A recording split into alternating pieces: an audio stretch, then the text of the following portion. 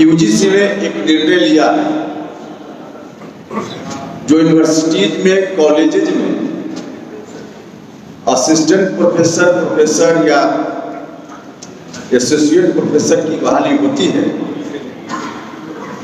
जो बहाली की प्रक्रिया निर्धारित है उससे अलग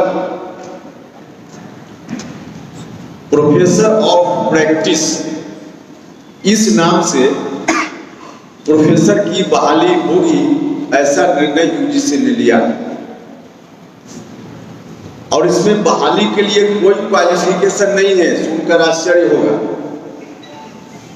कॉलेज में किसी को टीचर बनना है तो एमए पास हो, पीएचडी हो, नेट हो, इत्यादि इत्यादि नियम है।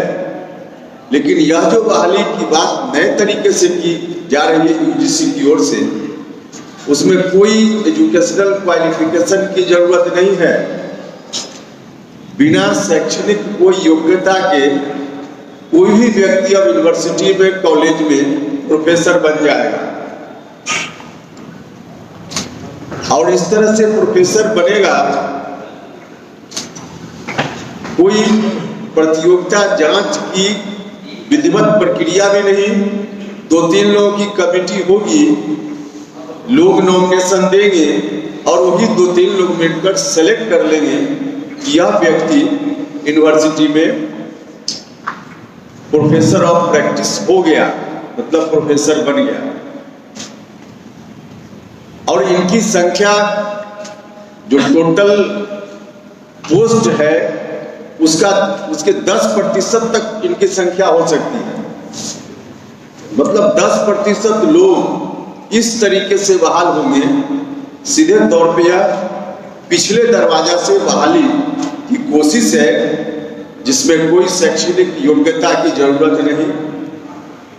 अब इस तरह से बहाली होगी, उसमें स्वाभाविक रूप से कोई रिजर्वेशन का मामला नहीं होगा।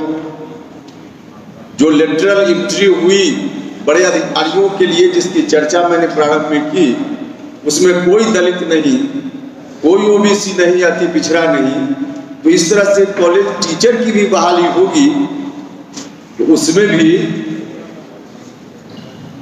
स्वाभाविक रूप से यह बात स्पष्ट है कि कोई दलित, अति पिछड़ा की बहाली तो नहीं ही होगी। एक आध कभी अपवाद में भले कोई आ जाएगा। तो इस तरह से बहाली की प्रक्रिया करके आरक्षण को सीधे समाप्त कर देने की जो उनकी योजना है, उसी का यह बड़ा उदाहरण अभी है। भारतीय जनता पार्टी के लोगों को जवाब देना चाहिए कि आखिर इस तरह से बहाली का क्या अर्थ है। अब इस तरह से जो बहाली की प्रक्रिया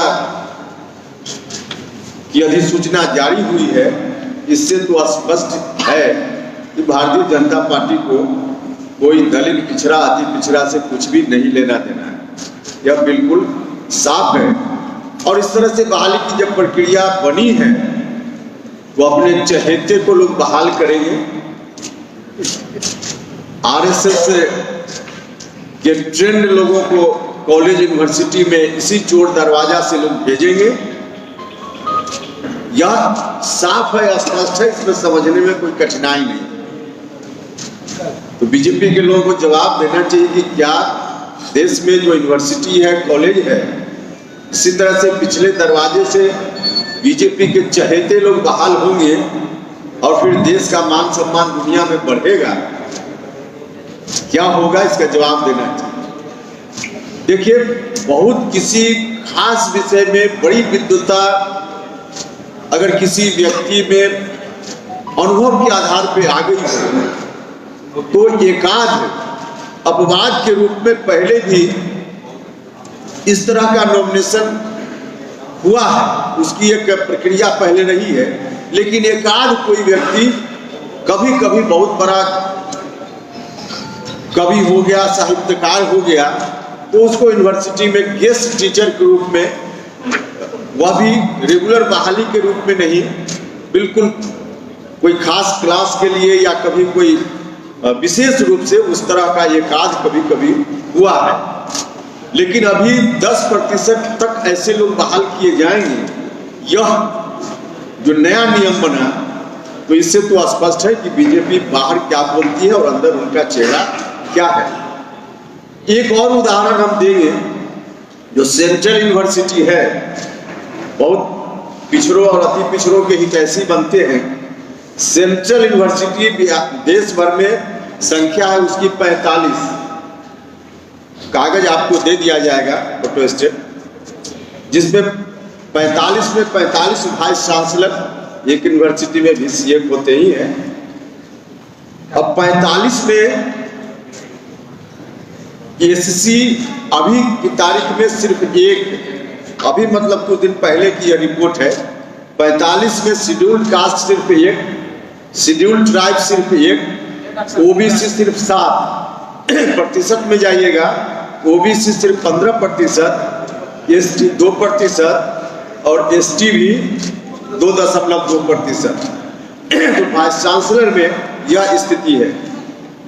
प्रोफेसर के रूप में टोटल संख्या है जो बहाल प्रोफेसर हैं 1005 टोटल। उस 1005 में 6.86% शेड्यूल्ड कास्ट, 6%, एसटी 1.49%, ओबीसी सिर्फ 4.07%।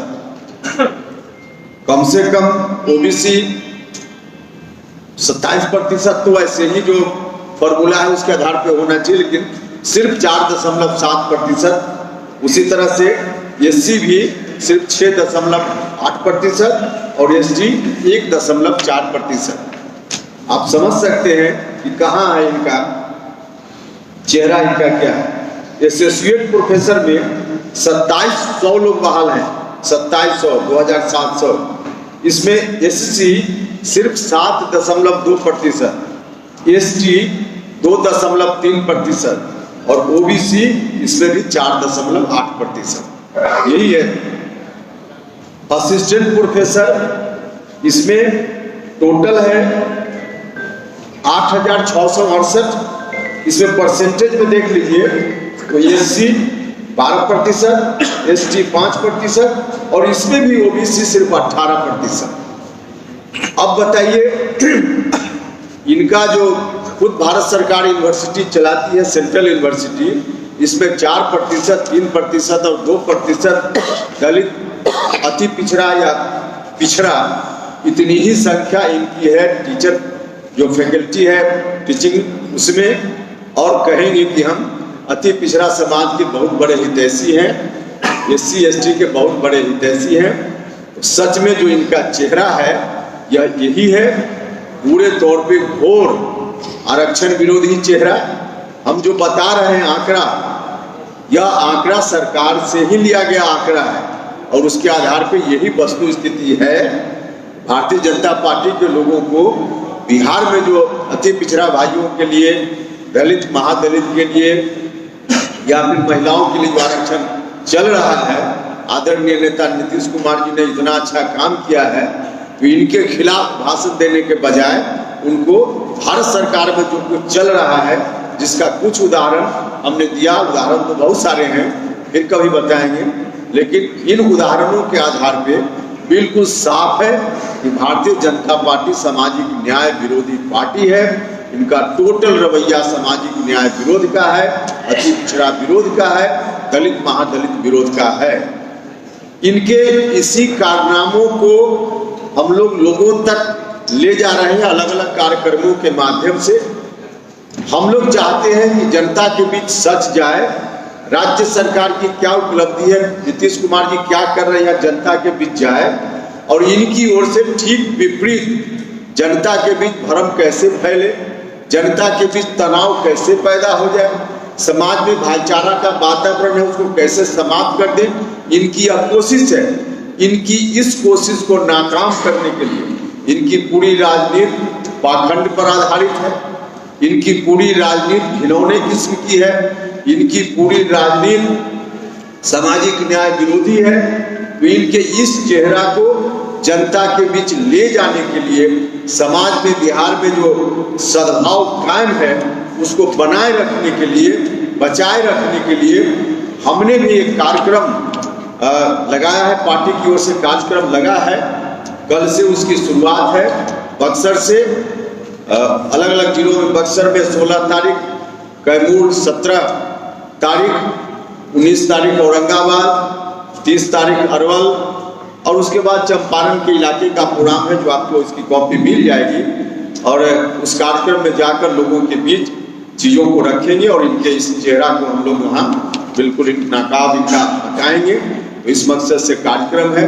और जो कार्यक्रम है उसमें हमारे साथ अलग अलग जगह पे तो और नेता होंगे, लेकिन यहाँ से चंदेश्वर सिंह चंद्रवंशी जी माननीय सांसद हैं और रामेश्वर कुशवाहा जी जो माननीय विधान परिषद के सदस्य हैं, लोग जाएंगे और बाकी और जगह और दूसरे लोग भी होंगे, दूसरे नेता भी होंगे। तो यही कार्यक्रम है। और इस कार्यक्रम में एक चीज़ सिर्फ आपकी जानकारी के लिए बतावें कि सामान्य तौर पे जो कार्यक्रम होता है और हम लोग जाते हैं जिला में, रात में रुकते हैं तो सर्किट हाउस या जिला हेडक्वार्टर में कहीं रुकते हैं, होटल इत्यादि में। इस कार्यक्रम में हम लोग जहाँ भी जा रहे हैं कहीं सर्किट हाउस में नहीं रुकेंगे, जिला मुख्यालय में नहीं रुकेंगे, रात्रि विश्राम गांव में होगा, कहीं लोगों के बीच होगा और गांव में जाकर के रात में भी रुकेंगे, उनके बीच ग्राम चौपाल का भी कार्यक्रम करेंगे। तो इसी तरह से पूरे बिहार की यात्रा बारी बारी से हर जिला की होगी। यही कार्यक्रम का नाम है सद्भाव बचाओ देश बचाओ कार्यक्रम।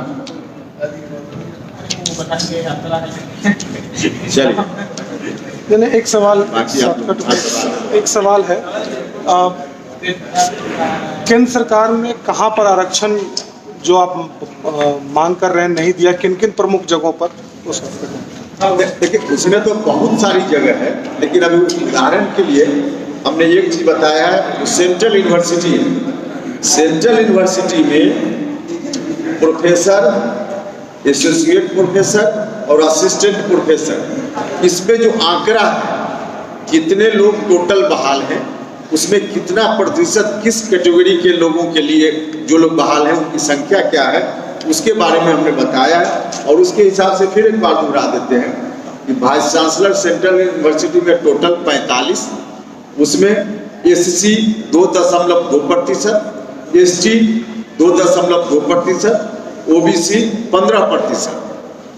फिर प्रोफेसर में टोटल 1005 लोग बहाल हैं, जिसमें एससी 6.8%, एसटी 1.4% और ओबीसी मात्र 4.0%।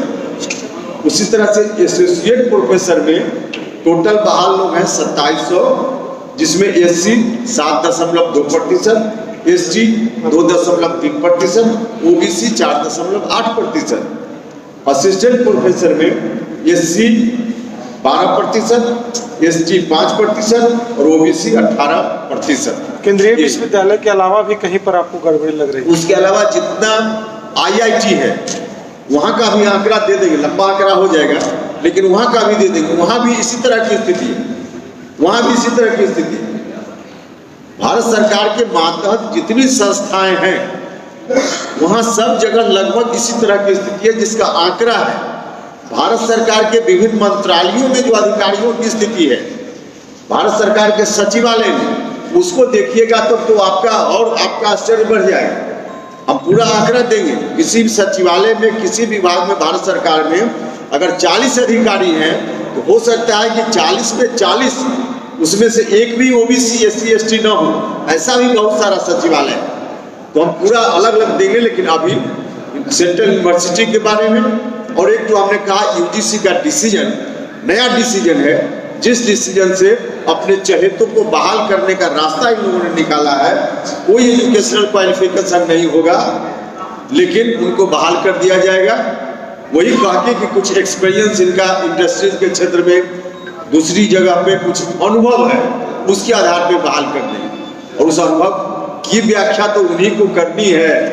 तो जो अपने उनके होंगे चहेते, उनके बारे में लिख देंगे कि इनको बहुत बड़ा अनुभव है, कोई सर्टिफिकेट तो चाहिए नहीं, तो उसके आधार पर अपने चहेतों को बहाल करें।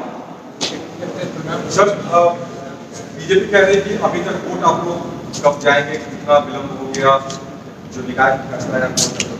देखिए सरकार हर चीज से तैयारी करके फिर वोट जाया जाता है, तो सरकार करेगी।